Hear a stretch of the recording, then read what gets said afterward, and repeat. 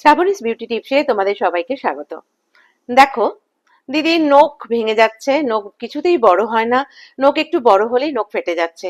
এই সমস্যা অনেকেরই রয়েছে এবং সবাই আসো সেটা বলো আমাকে। তার জন্য কি করবে জেনে নাও। তোমরা একটা প্লাস্টিকের গামলা বা স্টিলের কোনো বড় বাটির মধ্যে জল নেবে, নিয়ে তেঁতুল নেবে খানিকটা, নিয়ে সেটা ভালো করে গুলে দেবে, ঠিক আছে? গুলে নিয়ে হাতটা নেবে, নিয়ে কিছুক্ষণ ওই বাটির মধ্যে চুবিয়ে রাখবে। রোজ যদি মোটামুটি 1 সপ্তাহ তোমরা পরপর এটা করো, তাহলে কিন্তু দেখবে তোমাদের এই নখ ফেটে যাওয়া বা নখ একটু বড় হলেই যে দিদি ভেঙে যাচ্ছে, এখান থেকে ফেটে যায়, সেই সমস্যা কিন্তু তোমাদের হবে না।